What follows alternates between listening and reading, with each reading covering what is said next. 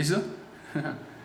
Bueno, entonces lo que se pretende hacer con este ejercicio es mostrar un punto de vista acerca de la dinámica social alrededor del concepto de la familia.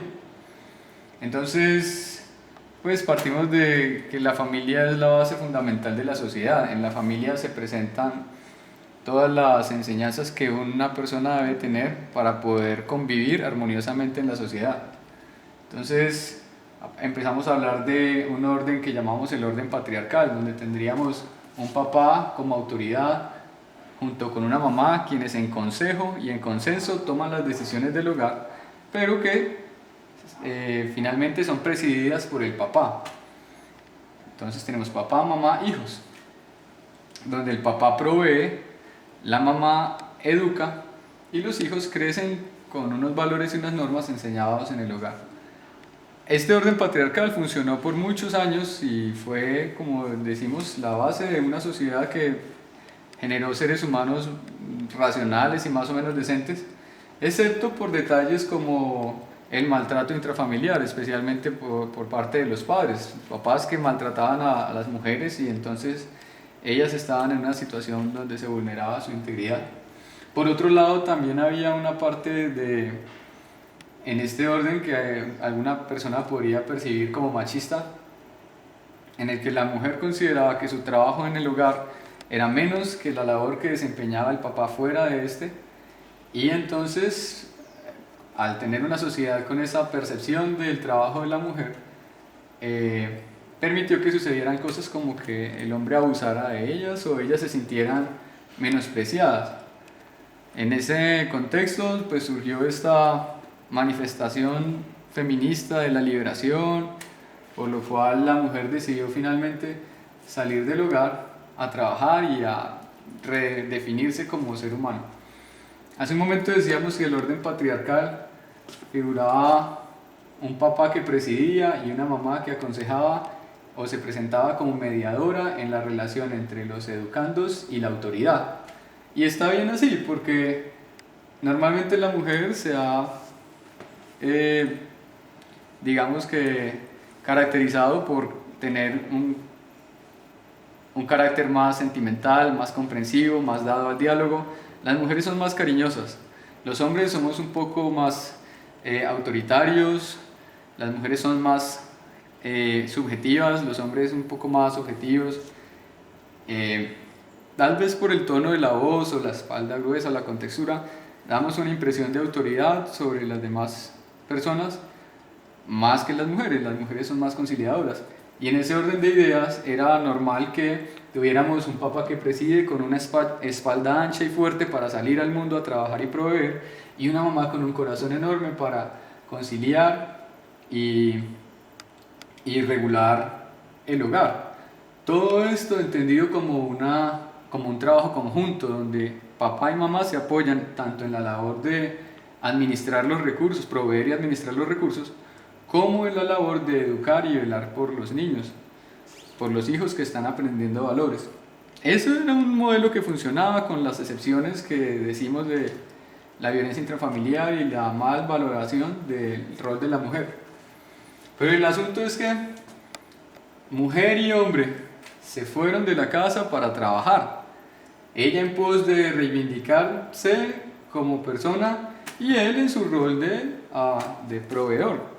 Ambos salieron del hogar y los niños finalmente quedaron solos. Yo quiero pintar aquí con línea punteada el papel imprescindible que desarrollaba la mamá como fiscal del crecimiento de los niños. Ella se daba cuenta qué estaban viendo en televisión, con qué niños estaban jugando, qué palabras estaban diciendo, porque su papá estaba afuera proveyendo, trabajando, pero se necesitaba que uno de los dos estuviera en casa cuidando de ellos, enseñando, corrigiendo. Y está bien, actualmente si la mamá siente que para realizarse como profesional tiene que salir a trabajar, pues entonces el papá deberá abandonar su trabajo y quedársele en el hogar haciendo el rol. Y cualquiera de las dos cosas, lo imprescindible es que uno de los dos debe estar con los hijos.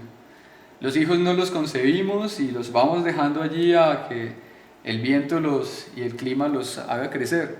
Somos responsables de nuestros hijos. Como padres tenemos la responsabilidad de velar por ellos, que aprendan valores.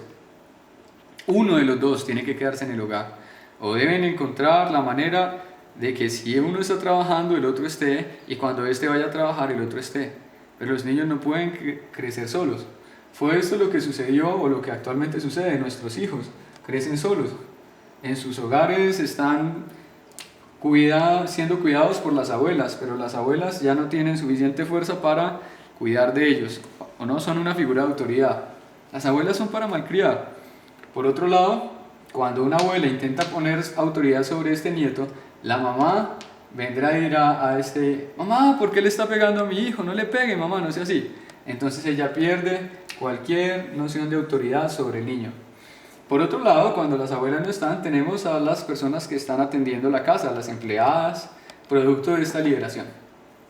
Esta empleada, y sin tratar de discriminar el papel de las señoras que atienden el aseo y las cosas en la casa, tiene un objetivo claro y es su dinero. Ella no está allí para criar niños, ella está allí para obtener el dinero a partir de unas labores. Por lo tanto, ella estará más concentrada en que el niño esté quieto, juicioso y no eche a perder su trabajo. Por lo tanto, lo sentará frente a un televisor. De manera que hoy en día nuestros hijos están siendo criados por la televisión y los otros medios de comunicación, en los cuales hemos aprendido que, a diferencia de lo que decía Topollillo, que vamos a ver la tele, que a la vez nos educa y entretiene, pues sí, la televisión nos educa, pero nos educa mal. Hay que ver las escenas explícitas de sexo o de violencia que hay en las novelas en un horario que llamábamos familiar. Entonces, este tema está suficientemente discutido. La televisión no siempre enseña cosas buenas. Son un riesgo. Por lo tanto, nuestros hijos están creciendo en un nivel prácticamente de antivalores que lo lleva a una anarquía donde ellos crecen solos a merced de sus propios caprichos, sin autoridad o sin figuras de autoridad, porque papá y mamá están trabajando y ellos no tienen autoridad ni compromiso para enseñarles los valores. Y está bien, el problema es que ellos crecen y llegan a ser nuestros alcaldes, nuestros gobernantes, y peor, nuestros profesores.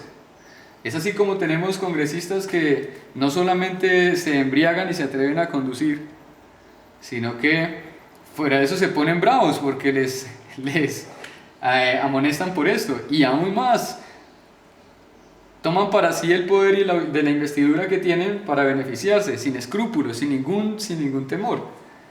Gente que creció sin una buena educación, sin unos modelos de consenso y de autoridad que fomentaran valores como la honestidad, la virtud, la caridad, etc. Entonces, estos hijos crecieron solos, o están creciendo solos y son nuestros gobernantes y profesores. En un video que vale la pena referir, que se llama La historia de las cosas, también nos muestran cómo vivimos en un ciclo inducido por el capitalismo. Voy a poner aquí capitalismo. Este ciclo nos recordaba que nosotros vamos a trabajar, los papás, las personas vamos a trabajar, y cuando llegamos muy cansados, pues nos sentamos en el sillón y ¿qué hacemos? Vemos televisión. En la televisión y en los demás medios nos envían una publicidad todo el tiempo donde nos dicen: estás mal, estás gordo, estás flaco, estás calvo, estás feo, estás brillante la cara, siempre estamos mal, y la solución para poder salir de ese mal estado es comprar. Si está calvo, compre un tónico; si está gordo, compre esta máquina para hacer ejercicio; siempre compramos. Entonces, después de tener en este tiempo alguien diciéndonos que estamos mal, que nuestros zapatos están mal, que nuestra moto está mal, entonces nos vamos a comprar para sentirnos mejor. Y así nos sentimos felices, compramos. Pero el asunto es que para comprar necesitamos más dinero, por lo tanto tenemos que trabajar más. Al trabajar más llegamos más cansados, por lo tanto vemos más televisión, tenemos la necesidad de comprar más, por lo tanto y en ese ciclo estamos, en pos de la compra y del consumo. Permítanme entonces hablar acerca de algo que sucedió en esta dinámica social con la salida de la mujer a trabajar. Y quiero ser enfático en que no es una posición machista, solamente es una descripción de las consecuencias de esta dinámica social. Antes, un hombre salía y ganaba su dinero. Entonces, con el trabajo de su esposa, el ingreso por pareja empezó a aumentar en el hogar. Si tenemos dos personas trabajando, los ingresos aumentan. Por lo tanto, aumenta el consumo. Tenemos más dinero, podemos ya no tener solo un carro, sino dos. Podemos comprar, podemos ir a más centros comerciales. Pero a su vez, esta tendencia a aumentar el consumo, entre más ganamos, más gastamos, nos llevó a imponer ciertas necesidades. Entre más consumimos, más dinero necesitamos. Y también, indirectamente, si yo veo que mis vecinos tienen dos carros, yo automáticamente siento el deseo de tener dos carros. Un ejemplo más básico,